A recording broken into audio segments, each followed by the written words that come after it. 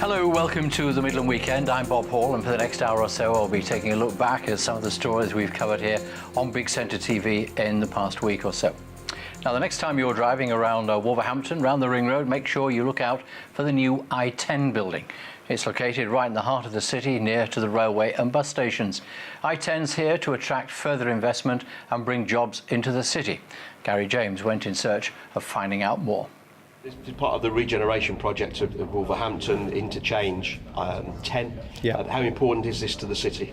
I think it's a really symbolic project because of its location, and it's the first new office building to be built in the city for many, many years. So it's part of projecting that new, positive, vibrant image of the city, and it's part of a wider £800 million programme of investment coming into Wolverhampton city centre. Of course, over the last few years, Wolverhampton's taken a bit of a battering with certainly around the Mander Centre and the market areas, Yeah. and desperate need of regeneration. Is that going to be involved?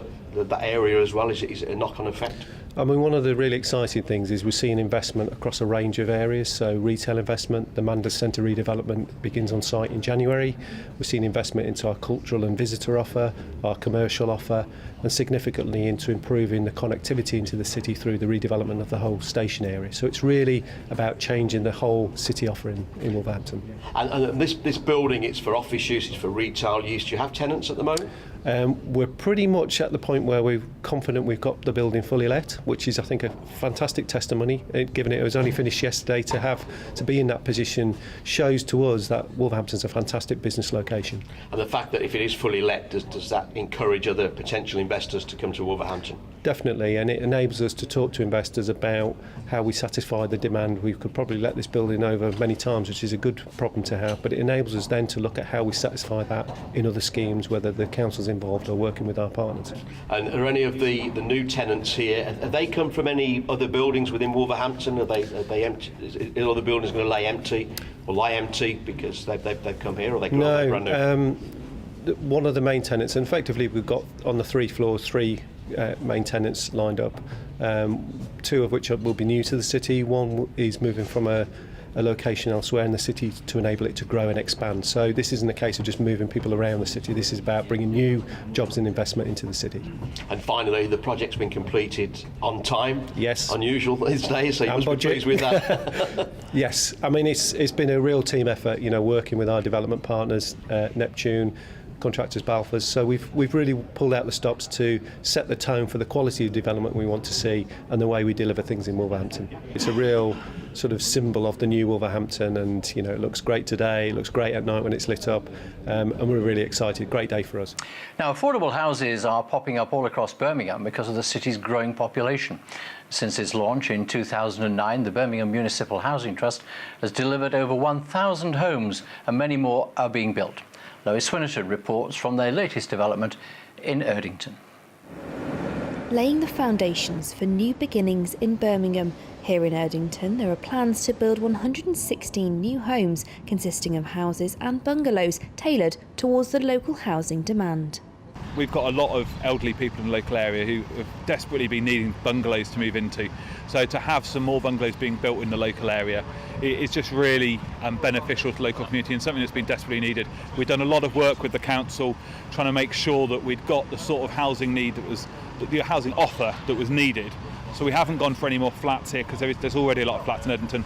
We've gone for those sort of family homes and bungalows which just really meet the local housing need. The development will see half of the houses up for sale and the other half available for rent.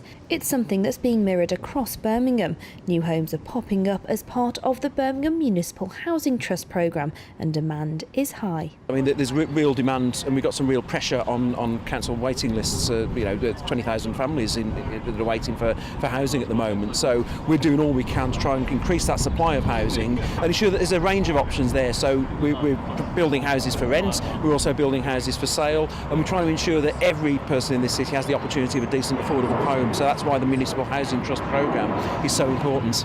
And here in Erdington, it's not just about providing housing. The project's also offering job opportunities for many in the local area. Apprentice employment's really important for the industry in terms of being able to bring people into employment and encourage them to stay working in the house building industry.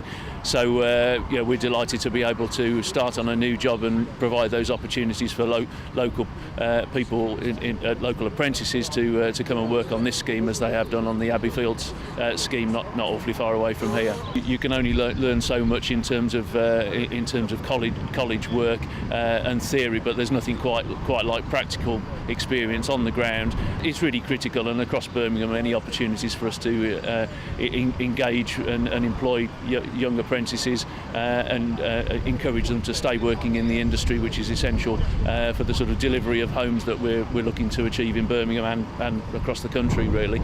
So it's an excellent opportunity. Joel is one of the apprentices working on the Erdington Gardens project. For him, this is vital for his career development. By the end of it, I'll have a fully qualified electrics behind me, so it's very beneficial. So what specifically will you be doing on this project? Everything electrically really, first fix, second fix, final fix. The project will take 10 years to complete, so let the digging commence. Lois Sunnington for the Midland in Erdington. Now, gentlemen, are you a little overweight? Did you have too much food and drink over Christmas, but you still like to get out there and play football? Well, a new initiative's come up with a way for men to lose some pounds and kickstart the new year with a workout that they're sure to enjoy. A football league with a difference. Designed for men who have a BMI of over 30, the scheme, which helps you lose weight, will see teams climb the table, not just for their points won, but also their pounds lost. And there's one person in particular who knows only too well about the gruelling battle with weight loss. Man v Fat was set up when in 2014 I'd lost a lot of weight and used to be morbidly obese, and now I'm not. But it was one of those situations where as I was losing the weight, I really struggled to find any support for men. And it just struck me that actually there was a wider problem for men generally. You know, there are schemes out there for women, but they tend to be quite intimidating for men to get involved with. And so I realised that there was a need for support and help for men. Having lost around 5 stone working up a sweat for months, Andrew would have liked a scheme like this when he was fighting to keep fit. It would have helped me massively, and that was what shaped how I developed Man v Fat. It was that essentially it was the help that I wish I had, and what we needed was a platform for men to discuss weight loss issues, but also so that that they could get the support, the practical support and the emotional support as well. That really helps guys and helps anyone who wants to lose weight. With obesity costing Solihull Council an estimated £500,000, Man v Fat football couldn't have come at a better time. We know that obesity, overweight in men and women is a real problem. It's a real health problem, and it's getting worse, I'm afraid. The weight is growing. So we've got something like 24% now of people who are overweight, and that situation is getting worse. And for men, it's perhaps even more difficult. We know there's quite a lot that women have access to, things like Weight Watchers, but men, less than 10% of men actually get involved in those programs. And if you like the sound of shedding pounds whilst having a kickabout, Foxholly's Leisure Centre in Acox Green, which is run by Birmingham Community Leisure Trust, is the place to be. This is Roshni Patel for the Midland in Acox Green. And if you'd like to know more about that, then log on to manvfat.com/football. Well, we've heard of several deaths over the holiday period of famous people, and just before Christmas, Don Howe, a man who started his career at West Bromwich Albion, died. He went on to have a terrific career as a coach of both Arsenal and England. Here's fan Terry Wills talking to Norman Bartlam about the man he idolised. Well, let me say at the start, Don Howe was the finest fullback I'd ever seen at the Hawthorns. Now, you've got this petition, haven't you, says Don Howe must stay at the Hawthorns. What's all that about then? Don Howe wanted an increase of £10 a week, £520 a year. And of course, I can't afford to pay that. So he said, I want a transfer. The club said no. Anyhow, like other players, other supporters, I was incensed that we've got to keep Don Howe. He's brilliant. So I drafted this petition together with another Albion friend of mine, Alan Brettle, who's no longer with us. And we went around the Hawthorns getting signatures. Went to Old Trafford on the train. Everybody's queuing up to sign it. And funny enough, I got back from Old Trafford, I think it was, and I bought the Argus as it was then, to open to read Don Howe's weekly column. The headline said, "Albion fans forget petition." I was astonished. He said that he appreciated our concern, but he thought it was an internal matter and it would be sorted eventually, which it was. But eventually he did move on. And when he returned as a manager, he was deadly dull. He was one of the worst managers we've ever had. Absolutely awful, totally defensive. You think Tony Pulis was defensive, you would have seen Don Howe.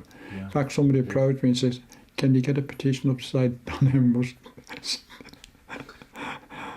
must be transferred from the Hawthorns?" I said, no, I couldn't do that because he was such a wonderful player that I couldn't say anything bad about him. I'm just sorry he went. And he was articulate, he presented the players' views perfectly. And you couldn't argue with his sentiments, but again, as supporters always tended to agree with the player. But when he went, I think it was for about £45,000. We were disappointed, but he went, and that was it. That was it. And just a short hop from the West Brom ground to Molineux. One of the legends of Wolves' golden era of the 50s, Roy Swinburne, has died. He was 86. He scored 114 goals in 230 appearances for the club between 1946 and 1957. He was part of the team that won the old First Division title in 1953, but I suspect most people remember him as the man who scored twice when they beat Honved in one of the earliest floodlit matches at Molineux. He died in a nursing home in Kidderminster after a long battle with dementia. Peter Creed founded the Wolves Former Players Association. It was very sad for his dear wife to ring me up, Betty, and tell me that I knew he was very, very poorly, and of course I kept in very close touch with them. But of course it's a shock when it happens, and of course I was very, very sorry to hear it, because he became a very good friend of mine. As I was the honorary secretary of the former players and looked after all the former players, I got to know Roy very, very well, and he was really a great player. So he's a very good friend of yours. I mean, just how far back do you both go? Well, we go back to 1988. When we formed the former players. I mean, I go back earlier than that because I saw him play for the Wolves in the 1950s, and I idolised him as a season ticket holder of the Wolves. So, I got to know him as a football player back in those days. I didn't know him as a person then, but I got to know him when we formed the Former Players Association in 1988. And what is he like as a person? He was just full of fun, and he was a jolly chap, and he was the life and soul. We had many dinners and functions, and he was life and soul of our functions. And obviously, he was an iconic player that a lot of people idolised. Absolutely so, because he scored some wonderful goals, and he just led that forward line. And we've got great players like Johnny Hancock and Jimmy Mullen, and those people, all internationals for England, and he led them as a centre forward brilliantly. What's your greatest memory of Roy? Well, seeing him score those goals at Molineux and some of the away matches which I used to go to, it was just great to see him in action with what Wolves had got in those days, a really brilliant team that won the league, the top league.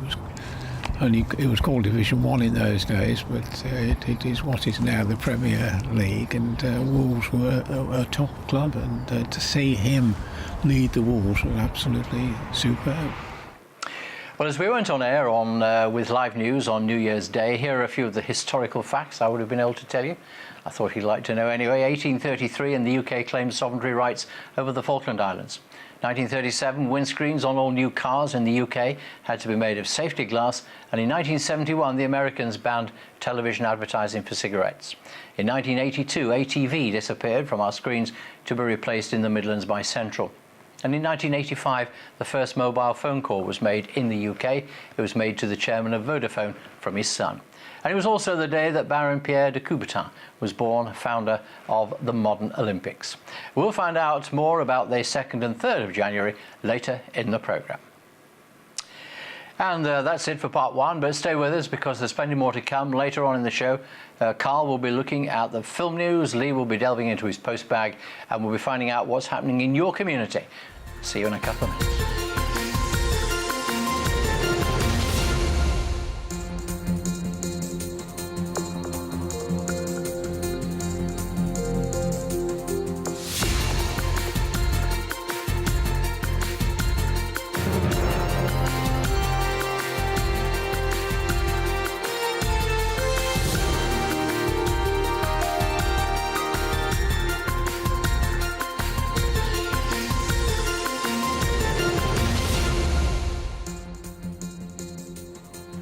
And welcome back to the Midland Weekend edition. It's time now to have a look at what's happening in your community. Here are Lee and Tom. Okay, now it's time to have a look at the community notice board for this week. It's all about what's going on in local to you, so if you know of something happening which could do with a bit of free publicity, then why not get in touch with us? Oh yes, make sure you tell us in plenty of time and we'll tell you how you can get in touch with us again a little later on. Pupils from 6 Birmingham schools recently took their seats in the council chamber to discuss how to keep their local area clean. Around 60 children from primary and secondary schools in the Soho ward quizzed officers from Birmingham City Council's Fleet and Waste Management team during the debate. Yeah, the Lord Mayor of Birmingham, Councillor Raymond Hassell was welcoming the younger delegation before Ashana Spence of Holyhead School, who was chosen to oversee the discussion, opened the debate. Now, other local schools taking part in the debate were Brookfield School, Nishcombe Primary School, Oasis Foundry, St Edmund's Catholic School, Catholic Primary School, and St Michael's Church of England School. Students from Holyhead Secondary School gave a short presentation on how litter on the streets of Handsworth was blighting the area and how other cities across the world tackled this problem.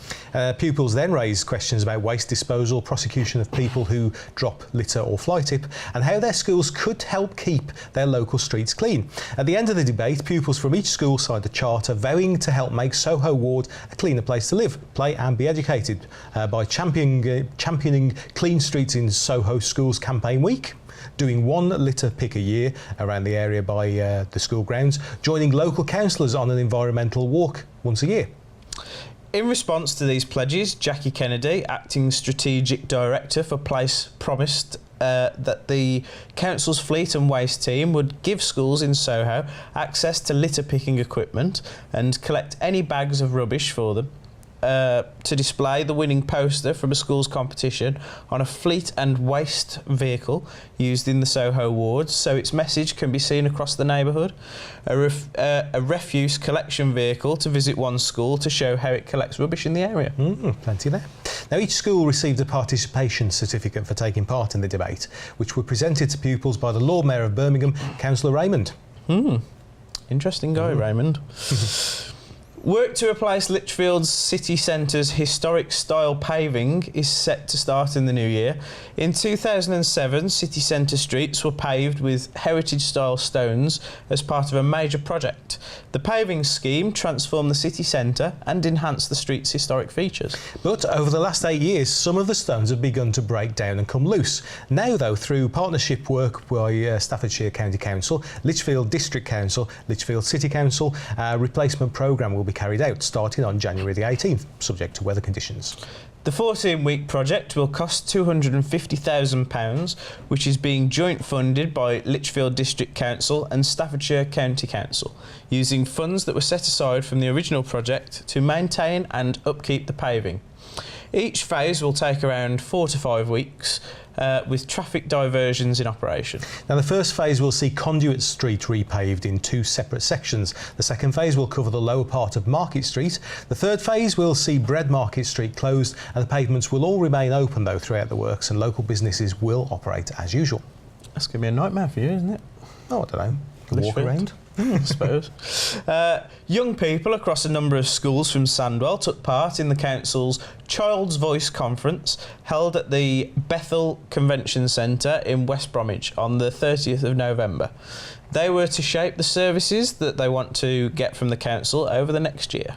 Yeah, the conference formed part of a series of events that have taken place over the past year as part of the council's SHAPE programme. Feedback at last year's event led to Sandwell Council to organise a variety of events, including a talent contest, events in parks over the 6 weeks holiday and a youth festival in August. At the conference, young people were treated to workshops provided by Creative Academies, Sandwell's Public Health and Loudmouth Theatre Group. Workshops focused not only on getting views from young people, but also on the council's 5 children and young people outcomes that make up the SHAPE programme. Staying safe, being healthy, achieving and enjoying, making a positive contribution and economic well-being. Now, school children have made their mark at Lightwood's house by leaving messages on reclaimed roof slates about to go up on the restored historic building. Contractors Heritage Building and Conservation invited children from Year 6 at Lightwood's Primary and Our Lady of Fatima Primary School to leave messages on roof slates for posterity.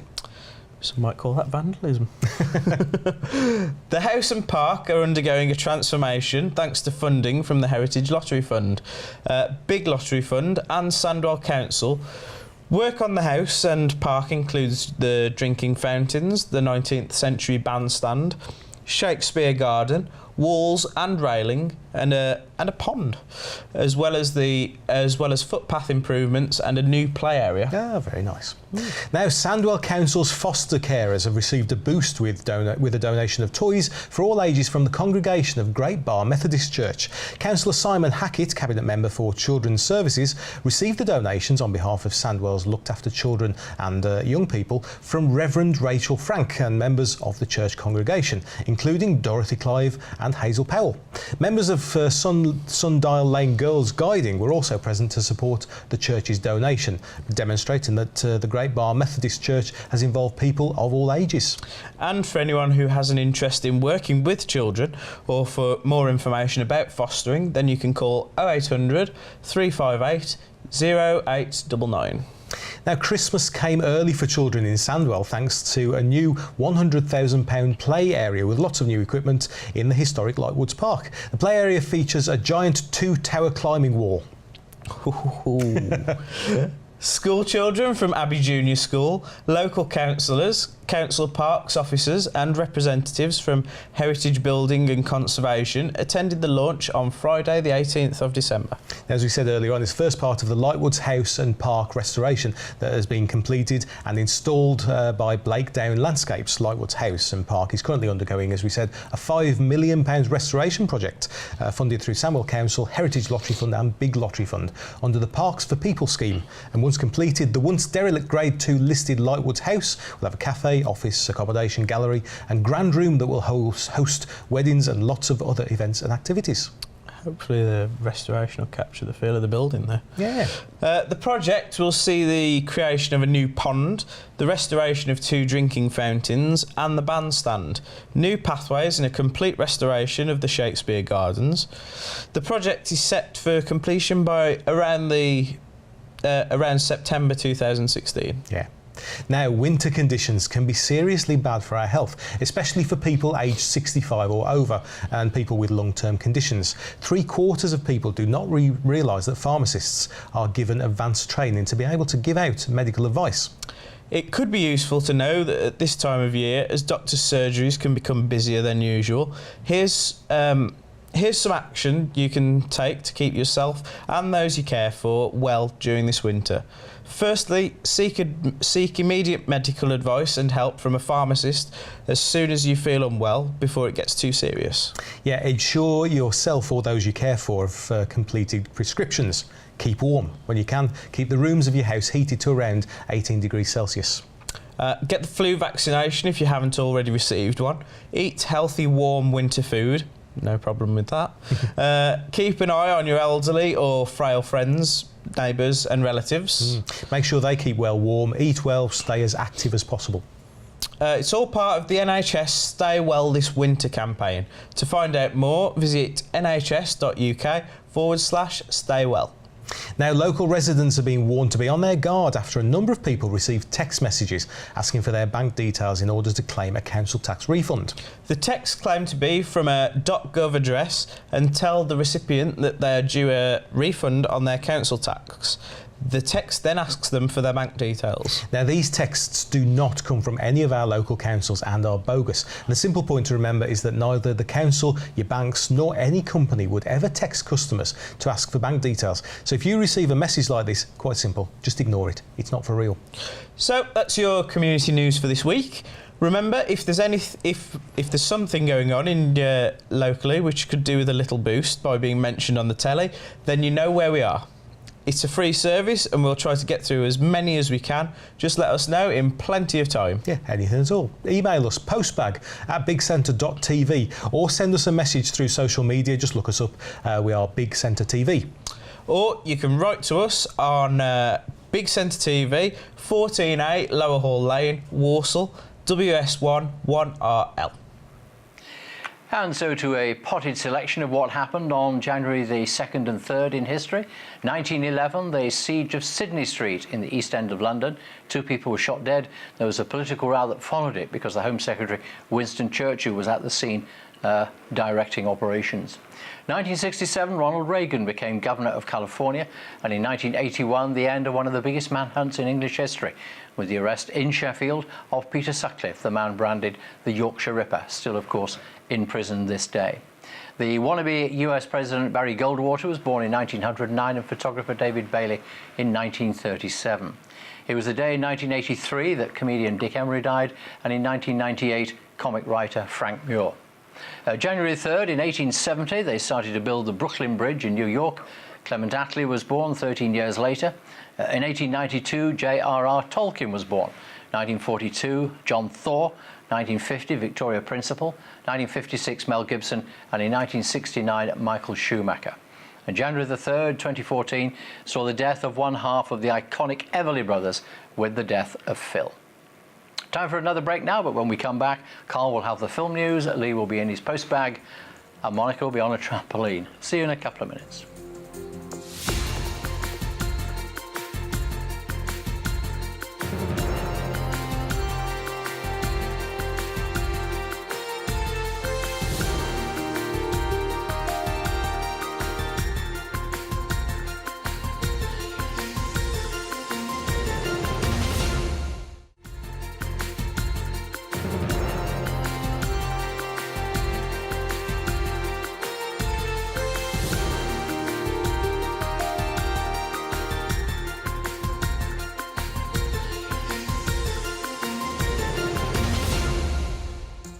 And welcome back to the Midland Weekend edition.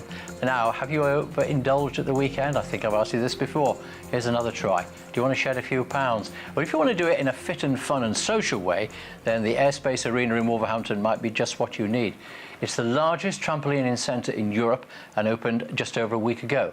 The £1.5 million park is based at Bentley Bridge Retail Park, set over 2 floors, and has created 90 jobs for the Black Country.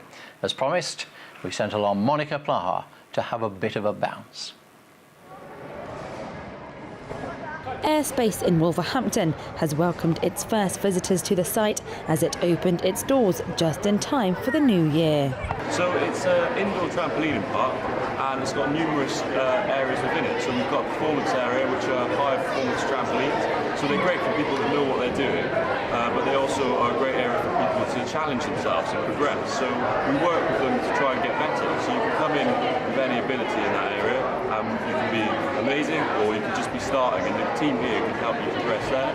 We've got an airbag which people can jump and flip off the high box onto, and then we have a freestyle court which is not interconnected trampolines that are great for free runners and stuff, so they can try different tricks between the trampolines.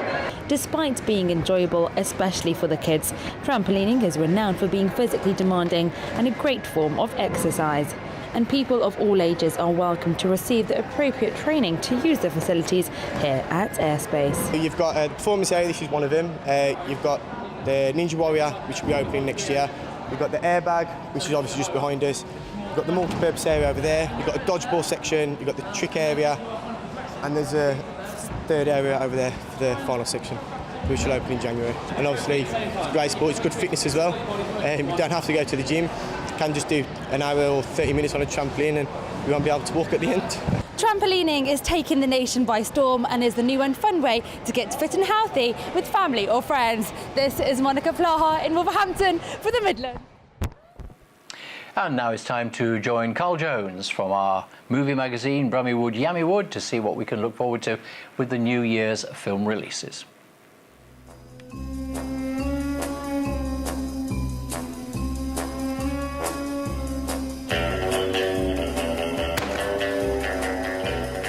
Well, a very happy new year to film followers in the West Midlands. It's going to be a particularly good 12 months, I have to say, if you are a fan of your superhero comic book movies, because you've got two rival studios, Marvel and DC Comics, which are most definitely going into battle this year. Last year it was Marvel which deluged us with quality offerings, from the Avengers movie down to Ant-Man, and they do have plenty on offer this year. But actually, two of the most interesting movies are offered this year from DC Comics, and one of the ones that's got most of the early hype is Batman vs Superman: Dawn of Justice. Henry Cavill is reprising his role as Superman, and this time Christian Bale is handing over the dark Gotham City cape to Ben Affleck. We've had 2 or 3 trailers already showing what this film has in store, and it does look nice and tasty and dark. Who's your money going to be on from the trailer? Well, have a look at it and see what you think.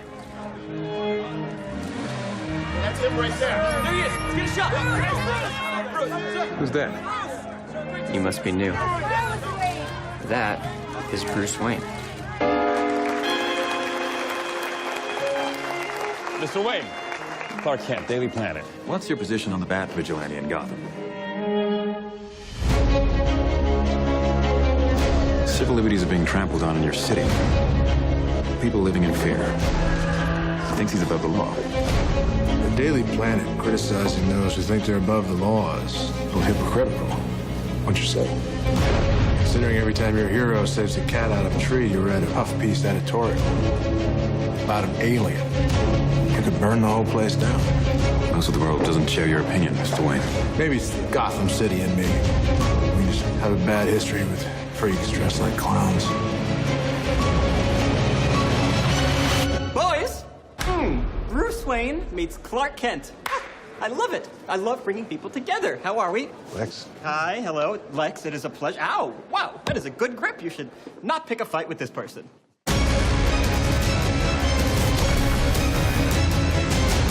You know the oldest lie in America, Senator? It's that power can be innocent. You're gonna go to war. That son of a bitch brought the war to us. You know you can't win this. It's suicide. The greatest gladiator match in the history of the world. Son of Krypton versus Bat of Gotham. You're psychotic. That is a 3-syllable word for any thought too big for little minds. It's time you learn what it means to be a man.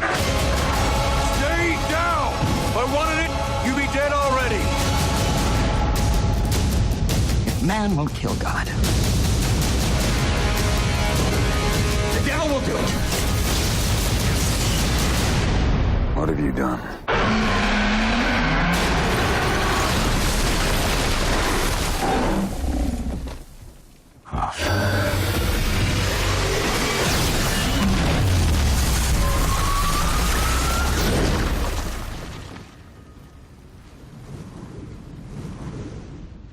She with you? I thought she was with you.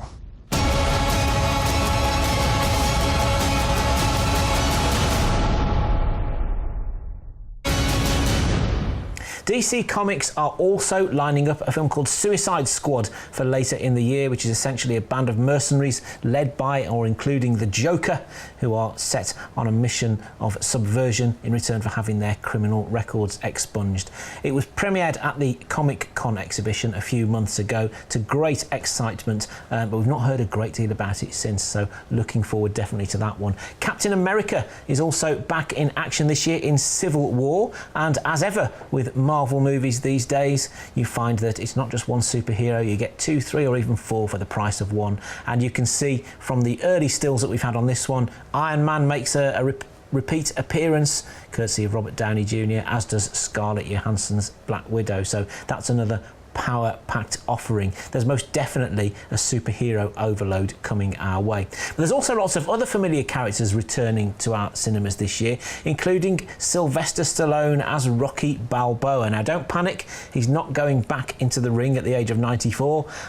He's done it too many times already. This time he stays outside the ring as a coach to the son of one of his former adversaries, Apollo Creed, you'll remember from one of the early Rocky films. Well, now Apollo's son is trying to make it in the world of boxing, and he's got Sylvester Stallone in his corner. This film, Creed, opens later on in January. It's already open to great critical acclaim in America, and Sylvester Stallone has a Golden Globe nomination as well for Best Supporting Actor. It's one of those parts that he just inhabits. He knows so well. He's lived for so much of his life. Another returning character this year is Derek Zoolander, played by Ben Stiller. I'm not quite sure what to make of this. It's been nearly 10 or 12 years since Zoolander, the cult fashion design hero, made his first cinema appearance. And a bit like Anchorman with Will Ferrell, it's been quite a long time putting a sequel together, and it does make you worry whether the magic is going to be recreated. Owen Wilson, though, is back with Ben Stiller again, and it's a partnership who are on the run because there are some unsavoury characters trying to put them out of business. There's a new Tarzan movie which looks really glossy, gritty and exciting coming our way this year as well, and our local West Midlands stuntman Justin Pearson, who we've had in the Brummywood Yammywood studio in the past, is one of the lead performers on that, so I'll maybe look to get him on the Brummywood Yammywood sofa again to dish the dirt and tell us some of the secrets about that sometime soon. One of the films that I'm looking forward to, particularly over the next few weeks, which looks like it could be in the running for Oscars, is a film called Room, and I don't know if you've seen any of the trailers for this. This is a really dark and sinister story about a woman who's essentially kidnapped and locked in a shed, and the young child doesn't know any other existence outside, so when the outside world beckons, they really don't quite know how to handle it. From what I've heard about this one, it's brilliantly acted and a really good value movie for people who like their heavyweight cinema.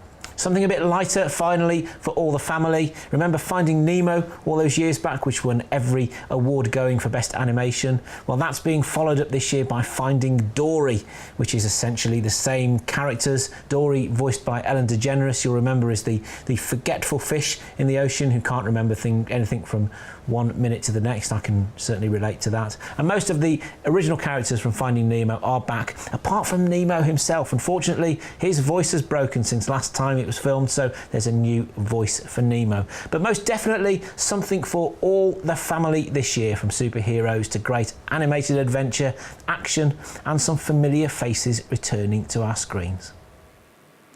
And time now to see what's in the post bag, literally and online. Here's Lee.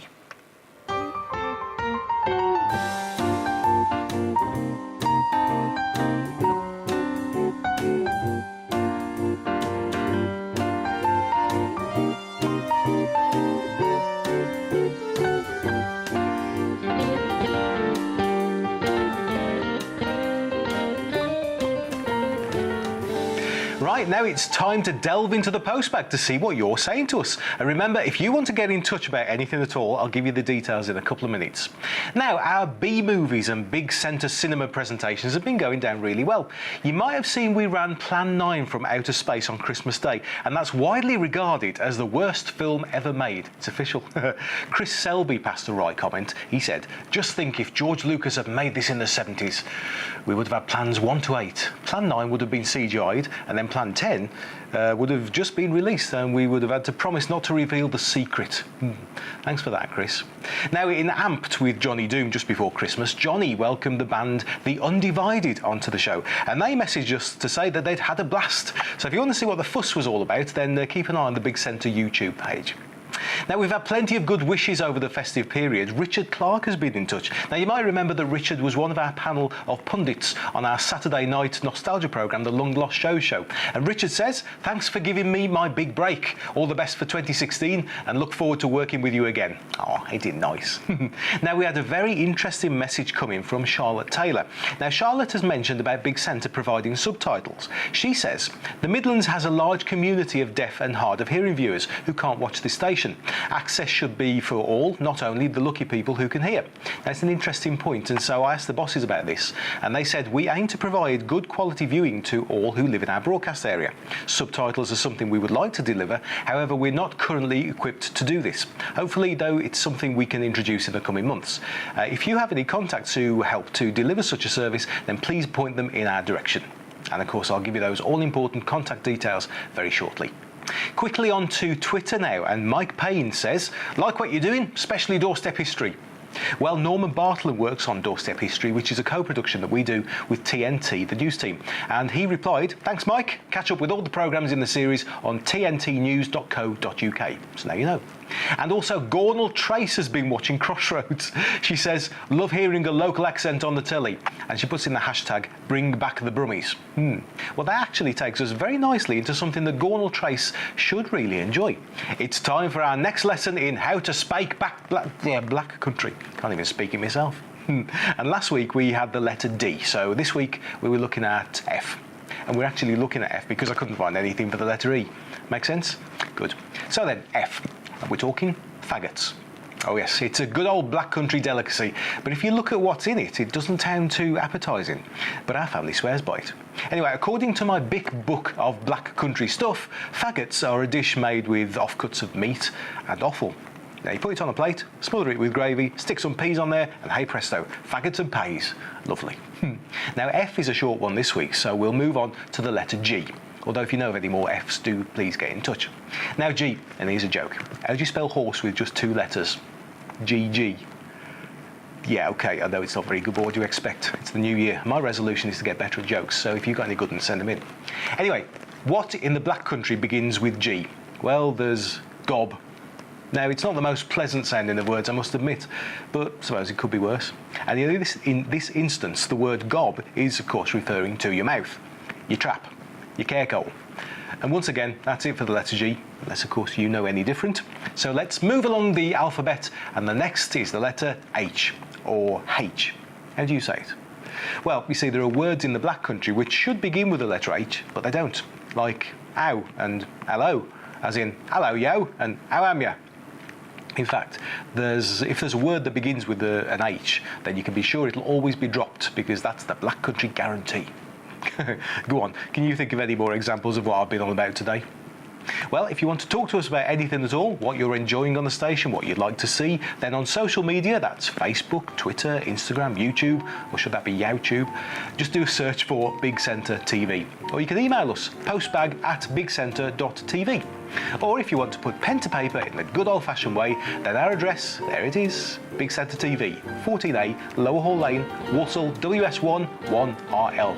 And I'll be delving into the good old Big Centre postbag at the same time next week. And finally, just before we go, it's worth mentioning that the NHS Stay Well This Winter campaign offers advice to people about how they can stay healthy in the colder months. Lindsay Smith talked to Stephen Williams as the campaign bus stopped in the city. We've got what we call an engagement bus, and the engagement bus is here to reach out into the local communities, to speak to local people and key groups that we need to reach as part of this NHS Stay Well campaign. We're also doing a range of other activities and events, such as going to sheltered accommodation and care homes. We're also doing a lot of stuff on social media. So you would have seen our pledge balls. We're getting people to hold those, have their photograph taken with those and post them on Facebook, Twitter.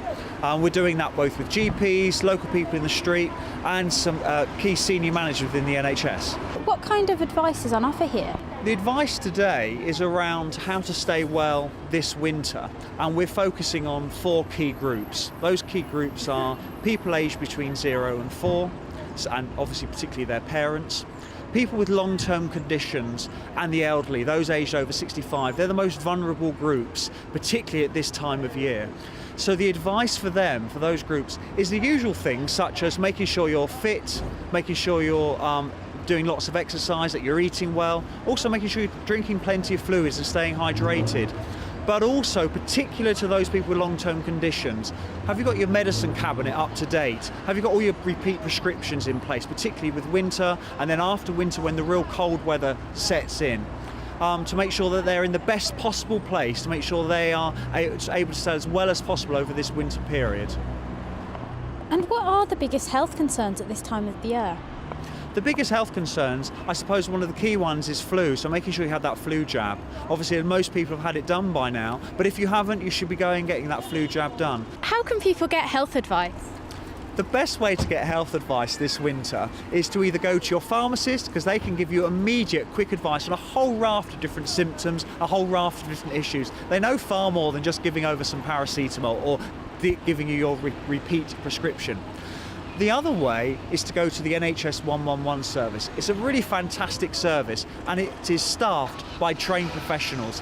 They'll take you through a series of questions which will help them to evaluate what your symptoms are and what your condition is, and then to direct you to the right place to go. That might be sending out an ambulance, and they can do that if it's required.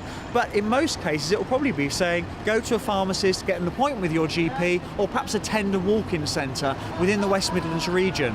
So they're the two things I would strongly advise people to do.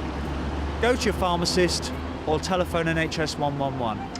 And of course, a quick reminder, you can find out much more about the NHS's Stay Well This Winter campaign on their website, which is nhs.uk/staywell. They'll have lots of advice, or of course, you can dial 111. And just before we go, let's have a look at the weather, as well as an early look ahead to next week. It's wet and windy. That's going to be the order of the day across the weekend, wherever you are, but it's going to remain surprisingly mild for January. As we head into the first full week of the new year, it'll remain unsettled across all parts, with further bouts of wet and windy weather to come. And that rain will sometimes be heavy and accompanied by gales, as it was leading up to the end of the year, although we'll find some much quieter and brighter periods in between. Still, pretty mild for the time of year. We might just see a bit of a slow drop in the temperature as it edges closer to what we might expect for this time of year. I'm sorry to spoil it. There is, of course, the risk of some frost at nights. And if you are heading north, you might even see a little snow on higher ground as the week wears on.